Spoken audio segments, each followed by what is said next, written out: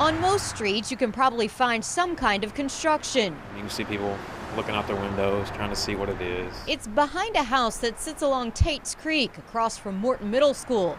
But just because it's behind a house doesn't mean you can't see it. I think it's just the size that gets everybody. Lee Chapman rents the house that's getting a big steel addition. It's a conversation starter, that's for sure. I'm going to charge $25 from now on, I've decided.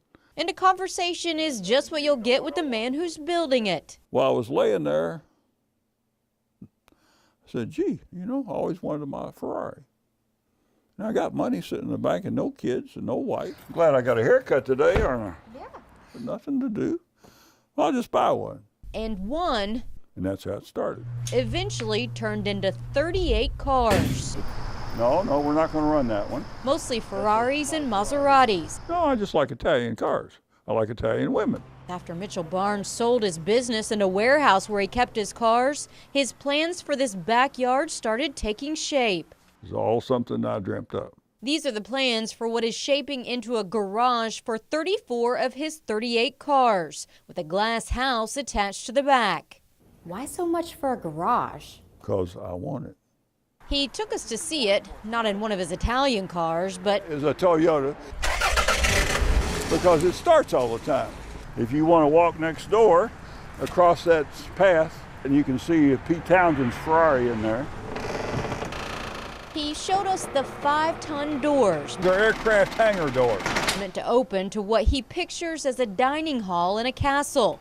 Marble floors and solid chestnut beams. Once you get to the end of the garage, you have a clash of modern. He says he'll live in the glass house right next to his cars. Glass is 2.5 inches thick.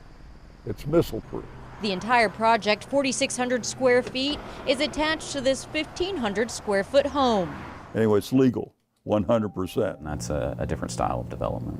Jonathan Hollinger with Lexington Planning and Zoning says the area of Barnes's development has few restrictions in regard to what you can build. Within that box, you can build 35 feet tall, and there's really no other restriction on the property. This is the building permit for the garage. Hollinger says it was properly reviewed and approved by the Division of Planning. I could put this out on a lake somewhere, but Starbucks I'd have to drive too far. He did go through all the proper channels. It was professionally designed and got his permits well before he started work. It is unusual, he admits, for a steel structure to plant here where boards and bricks are more common.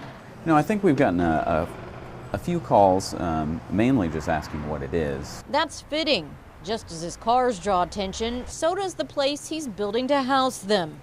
All by design. When's it supposed to be done? That's a good question.